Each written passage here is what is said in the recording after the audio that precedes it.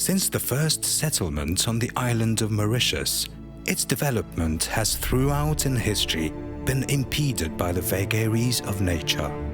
The vulnerability of the monoculture economy to unpredictable adverse weather risks posed a serious threat to the smooth growth of the monocrop-based economy. This prompted policymakers to ponder on ways and means for a financial protection to the livelihood of the farming community.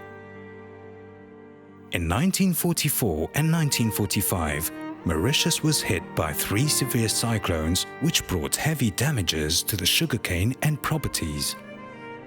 The colony was brought to its knees and the inhabitants had to face unsurmountable difficulties and sufferings.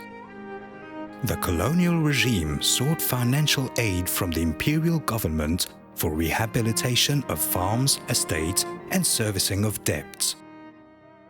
Monetary assistance granted was subject to the setting up of an insurance fund to safeguard producers against heavy losses incurred from time to time by the passage of cyclones and droughts, ensure a degree of income stability to farmers, and prompt farmers not to neglect their plantations immediately after the passage of a cyclone or drought. Thus, the fund came into operation on the 5th October 1946, putting Mauritius at the forefront in the world as a provider of such a unique crop insurance scheme in the British territory. The first event year was declared by the board in 1957 on account of drought. The acid test for the fund was the year 1960, after the passage of the devastating cyclones Alex and Carol in January and February 1960 that damaged 62% of the national crop harvest. During that year, the fund collected 12 million rupees as premiums, but effectively paid out 11 times more as compensation to all producers, amounting to 140 million rupees. The 1960 scenario prompted the fund to strengthen its methods of assessing claims. Thus, verification of acreages cultivated by small planters first began in February 1960 through land surveys. Registration of planters was for the first time resorted to in May 1960. In 1969, the insurance coverage was enlarged to include excessive rainfall as another risk event. In 1974, the Act was repealed to be replaced by a new legislation, the Sugar Insurance Fund Act, and a new entity named Sugar Insurance Fund Board emerged to carry over altogether the activities of the defunct Cyclone and Drought Insurance Board. Losses against fire outbreaks in cane fields became another insured peril. Moi, je finis quand il m'a 93 ans. Quand c'est passé, nos carreaux étaient bien endommagés. Mais pas seulement endommagés, à cette époque du cyclone, les ça qui fait nous compense, nous, comment il pense ça, comment il fait une belle satisfaction. Assez belle l'argent tu gagnes. The subsequent crucial cyclonic impact sugarcane was caused by Cyclone Holanda in the year 1994, leaving a crop destruction of 29% that required the disbursement of some 1 billion rupees by the fund in favor of all insureds. With the passage of time, frequent alterations have been brought in the SIF Act to refine the existing provisions, insurance terms and operational procedures.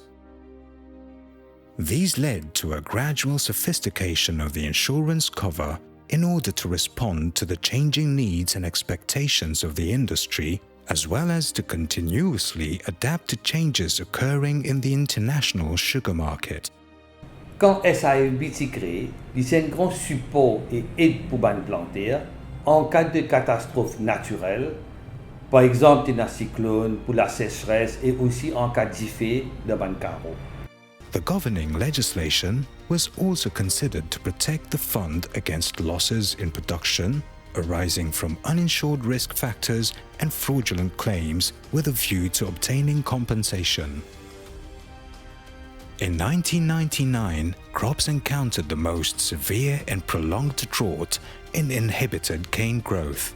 An unprecedented drought that ever struck the island led the whole planting community to ruin, with 47% of insurable cropped harvest lost. The SIFB again stood by the side of all producers in their precarious state by its prompt intervention of cash advance payments on compensation. SIFB était avec nous dans un moment difficile. L'année 99 était dans grand la sécheresse. SIFB nous casse pour nous replante nous carreaux. SIFB besoin reste là, surtout avec changement climatique.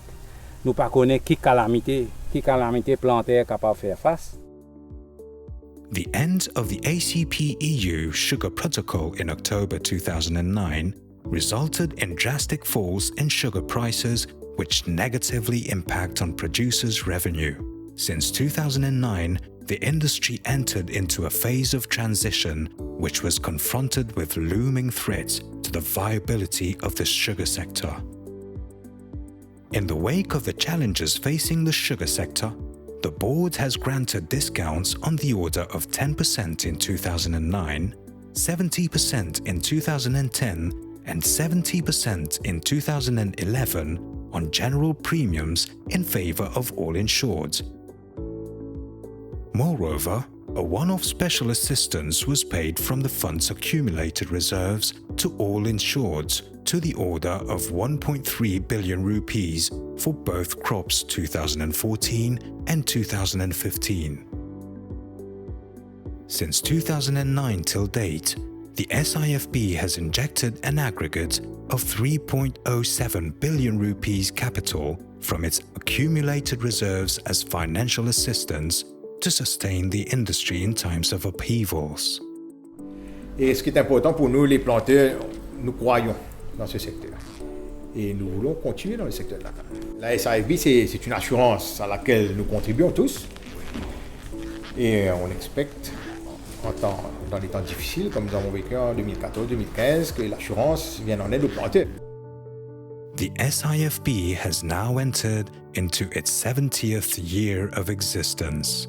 The role played in its long history has been of paramount importance as a protection mechanism for the sugarcane planter community and in the sustainability of sugarcane as an economic activity.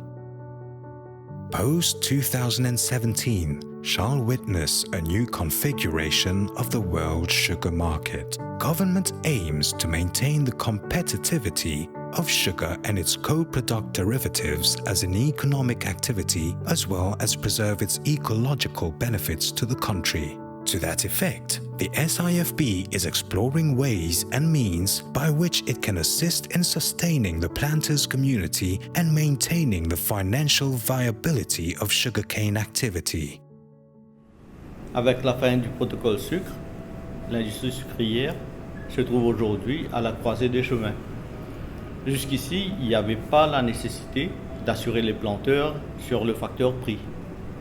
Mais vu le contexte actuel, la SIFB a enclenché une étude de faisabilité pour assurer ce facteur.